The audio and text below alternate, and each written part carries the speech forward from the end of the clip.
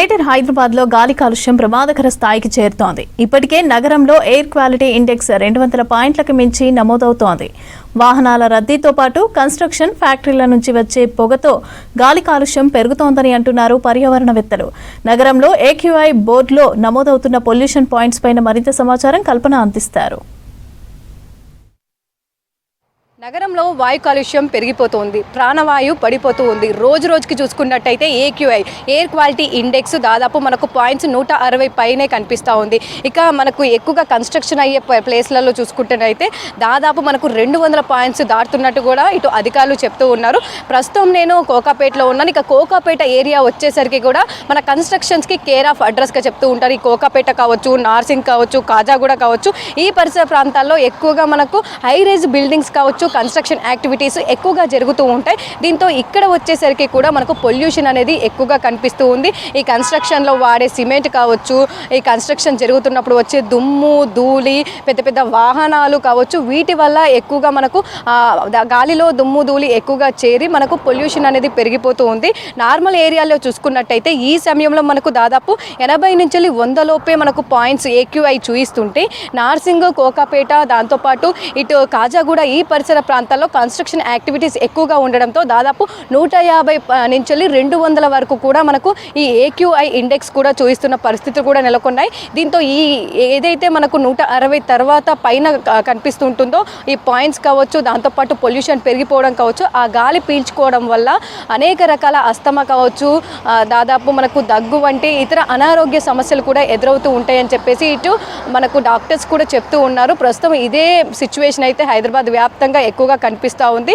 ఎక్కువగా పొల్యూషన్ పెరగడానికి మనకు వాహనాలు ఒక కారణం అయితే కన్స్ట్రక్షన్ యాక్టివిటీ మరో పెద్ద కారణం అని చెప్పేసి ఇటు దాదాపు మనకు పొల్యూషన్ కంట్రోల్ బోర్డుకి సంబంధించిన అధికారులు కూడా చెప్తూ ఉన్నారు. అదేవిధంగా ఈ ఏరియాలో మనకు ఎక్కువగా కన్స్ట్రక్షన్ యాక్టివిటీస్ ఉండడంతో కూడా మనకు ఎయిర్ క్వాలిటీ ఇండెక్స్ కూడా ఇక్కడ పడిపోతున్న పరిస్థితి కూడా నెలకొన్నాయి. దాదాపు మనకు 50 నుంచి 100 లోపు ఎయిర్ క్వాలిటీ ఇండెక్స్ చూపించినట్టయితే మనకు చాలా వరకు గాలి పీల్చుకోవచ్చు, బాగుంది అని చెప్తూ ఉంటారు. ఎప్పుడైతే మనకు 100కు పైగా నమోదవుతుందో ఆ సమయంలో మాత్రం మనకు అన్హెల్దీగా, అంటే మనం పీల్చుకోవడానికి కాస్త ఇబ్బందికరంగా గాలి ఉంటుందని చెప్పేసి కూడా ఇటు అధికారులు చెప్తూ ఉంటారు.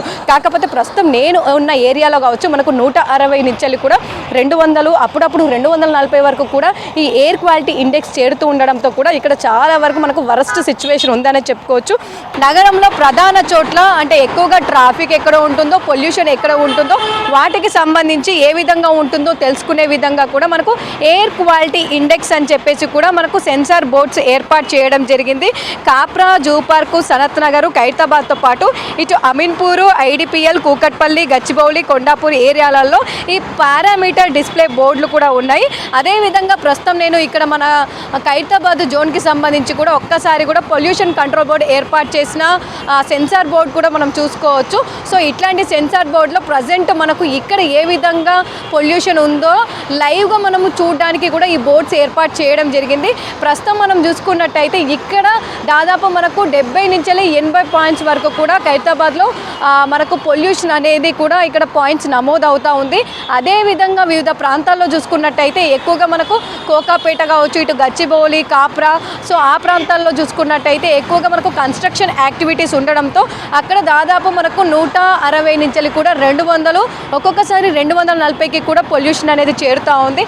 ఇక సోమాజీ కూడా కావచ్చు, ఇతరత్ర మనం ఏవైతే చెప్పుకున్నామో దాదాపు ఇటు అమీర్పేట కావచ్చు, దాంతోపాటు చాలా ప్రాంతాలు, జూ పార్క్ కావచ్చు, ఆ ప్రాంతాల్లో కూడా ఈ సెన్సార్ బోర్డుల వల్ల కూడా అక్కడ పొల్యూషన్ ఏ విధంగా ఉందో కూడా నమోదవుతూ ఉంది.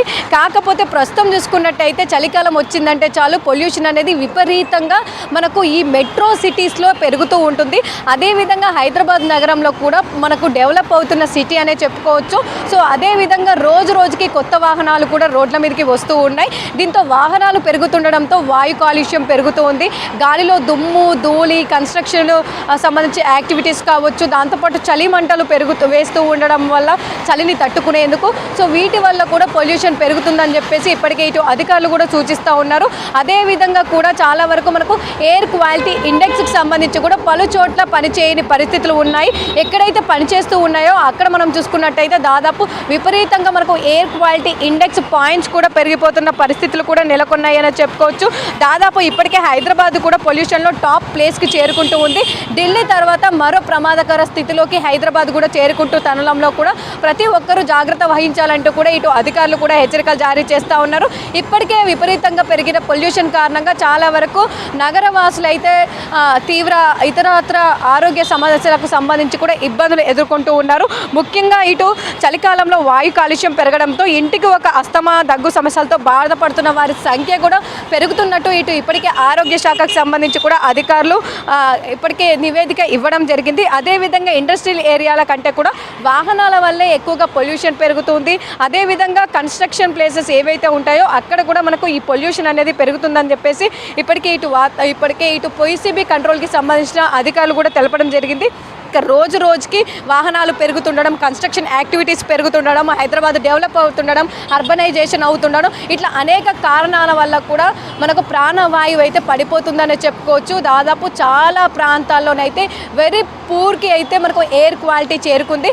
అదేవిధంగా సోమాజిగూడలో చూసుకున్నట్టయితే మనకు ఈ సమయంలో ఇట్లా ఉంది. కాకపోతే పీక్ అవర్స్ అని చెప్పేసి మనకు ఉదయం 8 గంటల నుంచి దాదాపు 11 గంటల వరకు, అదేవిధంగా సాయంత్రం సమయంలో 5 గంటల నుంచి 9 గంటల వరకు కూడా మనకు ఈ వాహనాల సంఖ్య ఎక్కువగా ఉండడం, ట్రాఫిక్ జామ్ అవ్వడం, ఆ సమయంలో కూడా ఎయిర్ క్వాలిటీ మరింత పెరుగుతుందని చెప్పేసి దాదాపు ఇప్పటికే ఇటు అధికారులు కూడా సూచిస్తూ ఉన్నారు. ఇక ఓవరాల్గా చూసుకున్నట్టయితే ప్రమాద స్థాయి లెవెల్లో హైదరాబాద్లో మనకు ప్రాణవాయువు ఉందనే చెప్పుకోవచ్చు. రోజుకి మరింత మనకు పొల్యూషన్ అనేది పెరుగుతూ ఉంది. సో ఇట్లాంటి సిచ్యువేషన్లో ప్రతి ఒక్కరు కూడా జాగ్రత్త వహించాలని చెప్తున్న సిచ్యువేషన్స్ ఉన్నాయని చెప్పుకోవచ్చు. కెమెరా పర్సన్ శ్రీనివాస్తో కల్పన, V6 న్యూస్, హైదరాబాద్.